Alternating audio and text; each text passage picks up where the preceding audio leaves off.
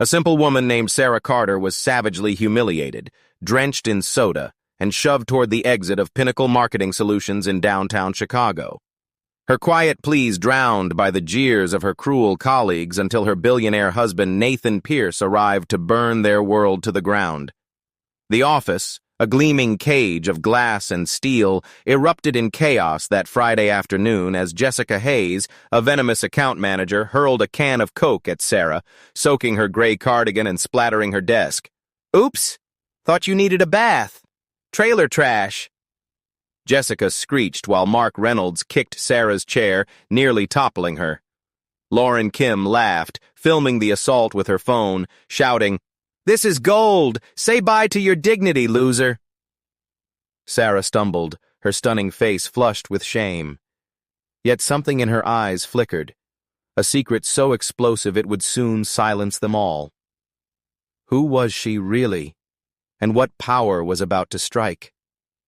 She didn't belong here, or so her colleagues seemed to think.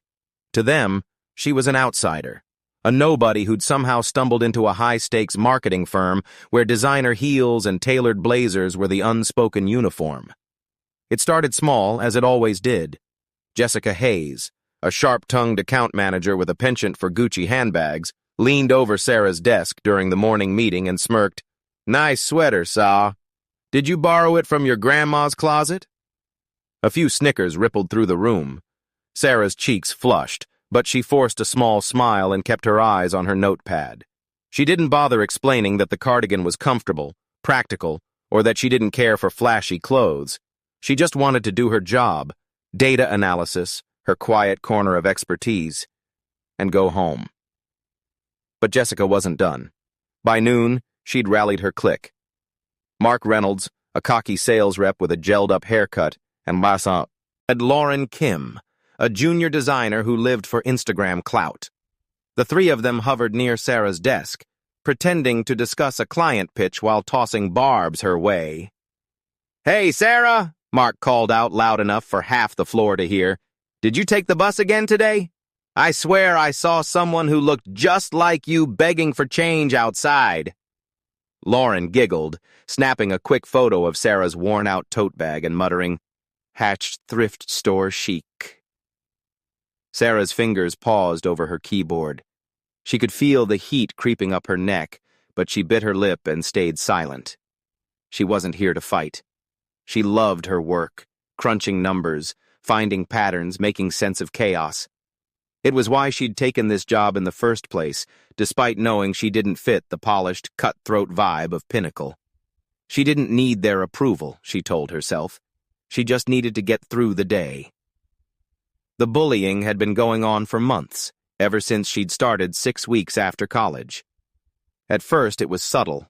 Eye rolls when she brought homemade lunches, whispers about her cheap clothes. But lately, it had escalated. Last week, Jessica had accidentally spilled coffee on Sarah's desk, ruining a stack of papers she'd spent hours organizing. Mark had laughed and said, "Oops, guess you'll have to start over, Cinderella." Lauren had posted a cryptic tweet that night. "Some people don't know their place.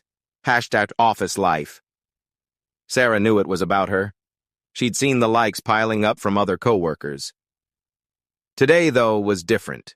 It was worse. The trio had been planning something all week, their whispers and sidelong glances growing bolder. By mid-afternoon, they struck. Jessica sauntered over with a stack of folders and dumped them on Sarah's desk with a loud thud. "Here's some busy work for you," she said, her voice dripping with fake sweetness. "We've got a big presentation tomorrow, and you're clearly not doing anything important." Sarah glanced at the files. Random printouts, outdated spreadsheets, nothing urgent. It was a power play, pure and simple. "I've got my own deadlines," Sarah said softly, pushing the folders aside. Her voice was steady, but inside her stomach churned. She hated confrontation, hated the way they twisted her words. Jessica's eyes narrowed. "Oh, come on. Don't act like you're too good for it. We all know you're just here to fill a seat. What's your deal anyway? No friends, no style, no backbone. Did you even go to college, or did they just feel sorry for you? Mark chimed in, leaning against a nearby cubicle. Yeah, seriously, Sarah. You're like the office charity case. Bet you live in some dingy basement with 5 roommates. The laughter spread, a few other heads popping up from their desks to watch the show. Sarah's hands trembled slightly, but she clasped them together under her desk. She wouldn't give them the satisfaction of seeing her crack. Lauren pulled out her phone again, this time recording a quick video. Say hi to my followers, Sarah. They're dying to know what it's like to work with someone who shops at the dollar store. She zoomed in on Sarah's flats, cackling as she posted it with a caption Sarah didn't need to see to guess. The room felt smaller, the air thicker. Sarah's heart pounded, but she kept her face blank, her gorgeous hazel eyes fixed on her screen. She was stunning. High cheekbones, a cascade of dark hair she kept in a simple ponytail. But she downplayed it all with her plain outfits and quiet demeanor. She didn't want the spotlight. She didn't need it. Her beauty was for her, not them. Then came the final blow. Brian Foster, the team lead, strolled by, a smug grin on his face. He'd never liked Sarah either.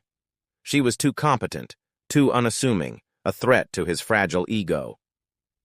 Hey, Carter, he barked.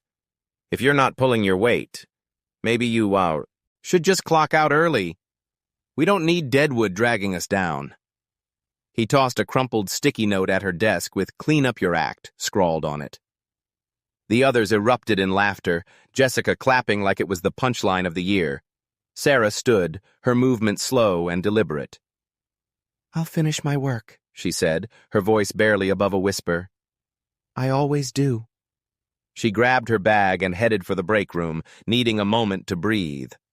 Behind her, she heard Mark call out, Yeah, go cry somewhere else, princess. The words stung, but she kept walking, her head high. In the break room, she leaned against the counter, gripping her phone. Her hands shook as she scrolled to Nathan's number. She didn't want to bother him. He was always busy running Pierce Enterprises, a sprawling conglomerate that dominated everything from tech to real estate. Nathan Pierce was a name everyone in Chicago knew, a self-made billionaire, chairman of the board at Pinnacle's parent company, and one of the most powerful men in the Midwest.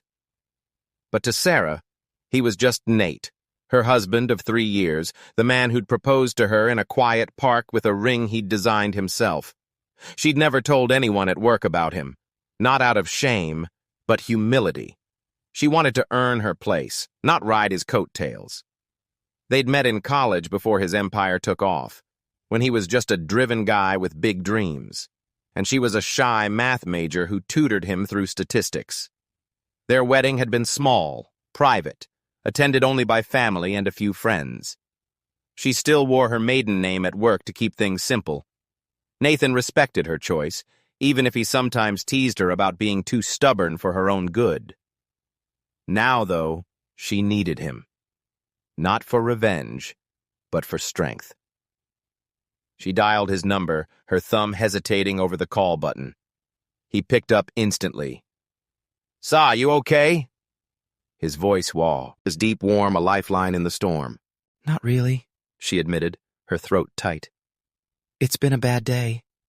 They're awful, Nate. I don't know how much more I can take." "Where are you?" he asked, his tone shifting to something harder, protective. "At the office. Pinnacle. I'm 10 minutes away, don't move." He hung up before she could protest. Sarah returned to her desk, bracing herself for more taunts. Jessica was waiting, arms crossed. "Back already? Thought you'd quit by now?" Mark and Lauren lingered nearby, smirking. Brian watched from his glass-walled office, clearly enjoying the spectacle. Sarah sat down, saying nothing, her eyes on her screen. She could feel the tension building, a storm about to break. 9 minutes later, the elevator dinged. The office fell silent as Nathan Pierce stepped out. All 6'2" of him, radiating quiet fury. He wore a charcoal suit that screamed money, his dark hair swept back, his jaw set, Heads turned, whispers started. Jessica's jaw dropped, her eyes darting between Nathan and Sarah. Mark froze mid-sentence. Lauren's phone slipped from her hand, clattering to the floor. Nathan didn't glance at anyone else. He walked straight to Sarah's desk, his presence commanding the room. "Sarah," he said, his voice low but carrying. "You ready to go?" She looked up, relief washing over her. "Yeah, just need a minute." She started gathering her things, her movements calm despite the chaos erupting around her. Jessica recovered first, plastering on a fake smile. "Mr. Pierce? Hi, I'm Jessica Hayes, account manager. We weren't expecting you today. Can I get you anything?" She fluttered her lashes, oblivious to the danger. Nathan ignored her, his eyes on Sarah. Then he turned, scanning the room. "Who's been giving my wife a hard time?"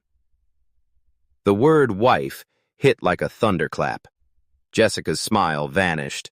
Mark choked on his own spit. Lauren paled, her phone forgotten. Brian stumbled out of his office, adjusting his tie, his face a mask of panic. "Your wife?" Jessica stammered, glancing at Sarah's plain cardigan as if it were a riddle she couldn't solve. "Yes," Nathan said, his voice cold as steel. "Sarah Pierce, my wife. I hear she's been treated like garbage here. Care to explain?" The room was a graveyard of silence. Sarah stood beside him, her beauty undeniable now that everyone was looking. Really looking. She didn't gloat, didn't smirk. She just waited, her dignity unshaken. Brian stepped forward, sweating. "Mr. Pierce, sir, I'm sure it's a misunderstanding. Sarah's a valued team member." "Valued?" Nathan cut him off. "She's been mocked, insulted, and buried in busy work by people who think she's beneath them. That sound like value to you?" Jessica tried to backpedal. "We didn't know. I mean, she never said—" "Does she have to?" Nathan snapped. "She's here to work, not flaunt our marriage. But you judged her anyway. You assume she's nothing because she doesn't strut around in Prada. That's on you." Mark opened his mouth, then shut it. Lauren stared at the floor, her influencer dreams crumbling. Brian wiped his brow, muttering apologies that fell flat. Nathan turned to Sarah. "You want to stay here, or are we done?" She met his gaze, her voice soft but firm. "I'm done." "Good." He faced the room again. "Here's what's happening. Jessica Hayes, Mark Reynolds, Lauren Kim, Brian Foster, you're fired. Effective immediately. Security's on their way up to escort you out. And don't bother applying anywhere else in this city. My name carries weight, and I'll make sure every HR department knows exactly why you're out of a job." Jessica gasped, clutching her desk. "You can't do that." "I own the board that owns this company," Nathan said, his tone final. "I can do whatever I damn well please." Brian tried to plead. "Sir, I've been here 5 years." "And you let this happen under your watch?" Nathan shot back. "You're done." Jessica's face twisted into a snarl as she lunged toward Sarah's desk, slamming her hands down so hard the coffee mug rattled. "You think you're better than us now, huh? Hiding behind your rich husband like a coward? We all knew you were a fraud, showing up in those ratty clothes, pretending to work hard while we carried this place." Her voice rose to a shriek, spit flying as she ranted. "I bet you laughed behind our backs every time we made fun of your pathetic little life." Mark joined in, his eyes wild with desperation. "Yeah, she's a snake. Probably slept her way into that marriage." The accusations hung in the air, vicious and unhinged, as the office watched in horror. Sarah stood still, her beauty stark against their ugliness, but the sting of their lies cut deeper than ever. Nathan stepped forward, his presence a wall of unshakable calm, and raised a single hand to silence the room. "Enough. You don't get to rewrite the story because you're scared. My wife didn't need to prove anything to you. She's brilliant, kind, and worth more than every soul in this building combined. You mocked her for months, thinking she was weak. But look at her now, standing tall while you crumble." He turned to Sarah, his voice softening with pride. "You don't have to say a word, love. They're done." Sarah met his gaze, her hazel eyes gleaming, and gave a small, unshaken nod. The guards moved in like shadows, dragging the screaming quartet away as Nathan's words echoed. "You'll never work again. Not here, not anywhere. That's the price of crossing her." The elevator dinged again, and 2 security guards stepped out, their faces blank. Jessica started crying. Mark cursed under his breath. Lauren scrambled to grab her things, and Brian just stood there defeat.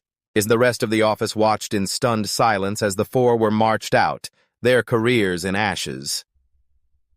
Nathan took Sarah's hand, his touch gentle despite the storm he'd unleashed. "Let's go home," he said. She nodded, grabbing her tote bag. As they walked to the elevator, she glanced back once, not at her tormentors, but at the co-workers who'd stayed silent. Her eyes held no anger, just a quiet strength that lingered long after the doors closed. The office buzzed for weeks after. Stories spread about the simple woman who'd turned out to be married to Nathan Pierce, the billionaire who'd built Pierce Enterprises from nothing into a titan of industry. Jessica tried to salvage her reputation with a teary LinkedIn post, but no one bought it. Mark bounced between dead-end gigs, his swagger gone. Lauren deleted her social media, her followers abandoning her. Brian disappeared from the industry entirely, a ghost of his former self. Sarah didn't return to Pinnacle. She didn't need to. She started freelancing, using her skills to help small businesses grow, all while staying true to her unassuming roots. Nathan stood by her, proud of the woman who'd never let the world change her. One Friday evening, as they sat on their penthouse balcony overlooking the Chicago skyline, Sarah leaned against him, her cardigan swapped for a cozy sweater. "You didn't have to destroy them," she said, her voice soft. "They destroyed themselves," Nathan replied, kissing her forehead. "I just made sure they felt it." She smiled, her hazel eyes catching the city lights. She'd faced the worst of people and come out stronger. Not because of his wealth, but because of who she was. And that was enough.